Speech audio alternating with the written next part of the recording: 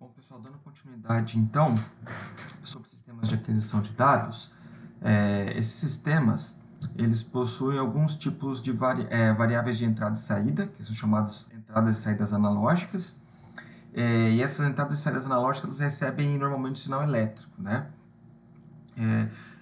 Então, os principais tipos de sinais que eles trabalham sinais de corrente, que seria de 4 a 20 mA ou 0 a 20 mA.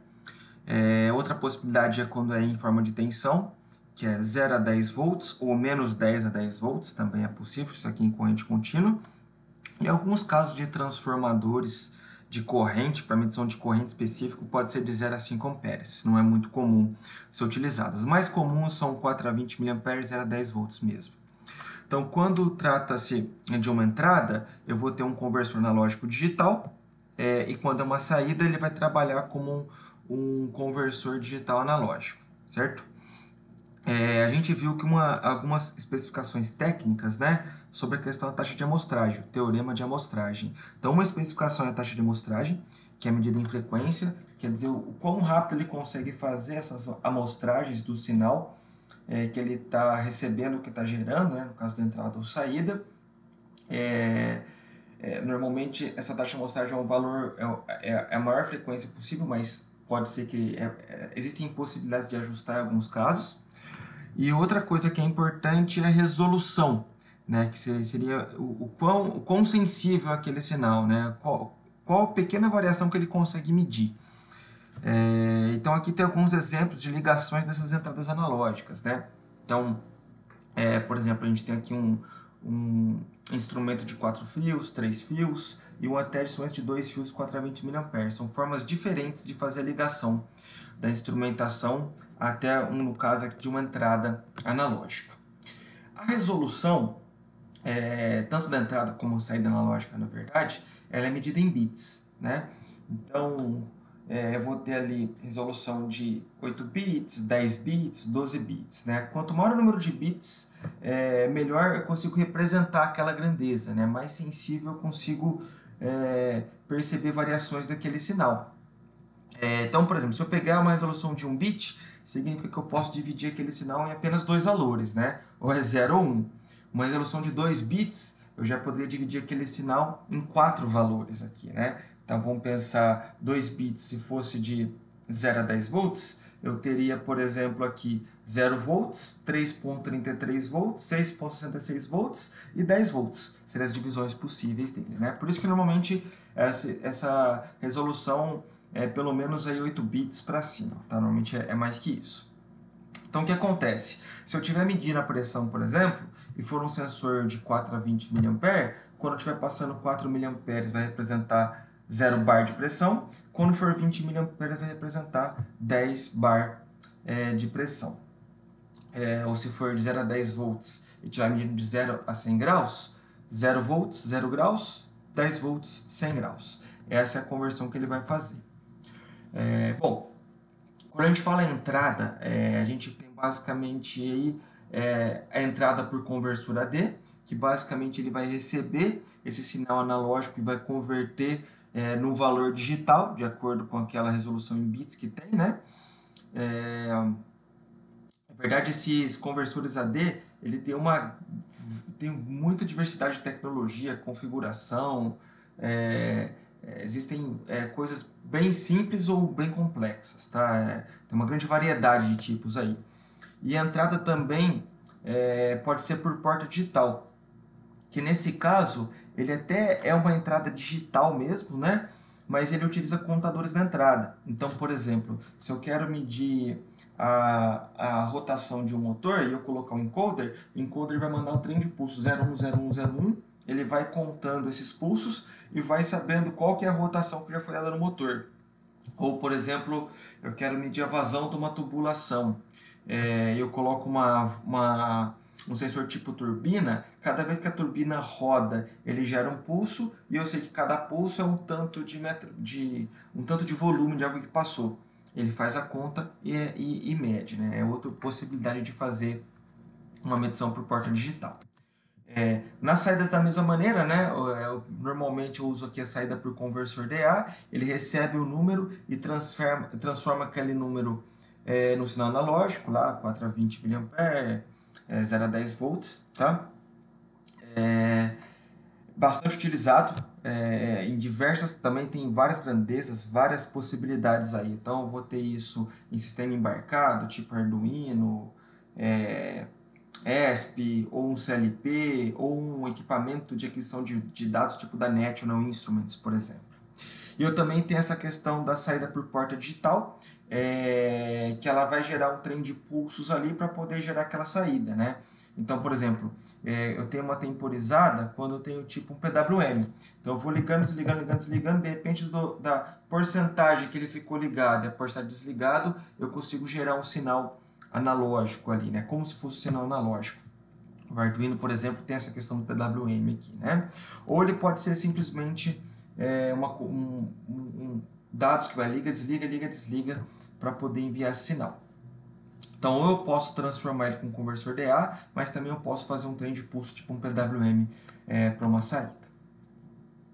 Então, aqui um exemplo para a gente treinar. Por exemplo, eu tenho uma placa analógica, que ela é de 0 a 10 volts, e a resolução que ela tem é de 8 bits, tá? Eu estou deixando um pouco de lado a questão aqui da taxa de amostragem que a gente já viu na aula anterior. Então, como que eu faço para calcular a resolução dela, né? O menor valor que ela consegue perceber? Você pode fazer essa conta. Você pega todo o range que ela consegue medir, no caso de 10 até 0 volts, né? E divide pela resolução. Na verdade, aqui seria 2 elevado a 8 menos 1, aqui, o valor mais preciso. E a gente vai chegar no valor aqui que dá 39,1 milivolts. Então ele consegue identificar variações de 39,1 milivolts, nesse caso aqui. Vou pegar aqui, se fosse 12 bits, né, eu vou mudar aqui a parte de baixo, eu vou ter uma sensibilidade maior, né? Então, por uma de 12 bits, eu teria uma sensibilidade de 2,4 milivolts. Então, se eu tiver uma entrada analógica que recebe uma tensão de 2,6 volts, qual é o número apresentado pelo sistema de aquisição de dados, tá? Então, se eu considerar aqui, tá? E vamos considerar no caso uma entrada de 8 bits, tá? Não escrevi aqui, mas é uma entrada de 8 bits, tá? Como que eu faço então? Basicamente, se é 8 bits, ele vai de 0 a 254, na verdade, né? Desculpa, 255. Quando for 10 volts, eu vou ler isso, o conversor analógico digital vai indicar 255 no meu controle digital, né, no meu computador digital. Quando for 0 volts, ele indica 0. Então, se eu tenho uma variação de 0 a 10, essa variação vai de 255 a 0, quando eu tiver variação de 2,6 volts, qual que vai ser o valor de x? Você pode jogar aqui numa regra de 3 e resolvendo vai dar 66,3. Isso é arredondado, né? Normalmente até 4 arredonda para baixo, 5 para cima arredonda para cima. Como tem 63,3, o que o controlador digital vai receber, na verdade, lá é 66. Esse 66 está representando os 2,6 volts. É assim que ele vai funcionar. Então, para a gente poder treinar aqui, eu vou deixar esse exercício que eu falo aqui, né? Uma entrada analógica no controlador industrial é do tipo 4 a 20 mA e ela possui resolução de 10 bits, né?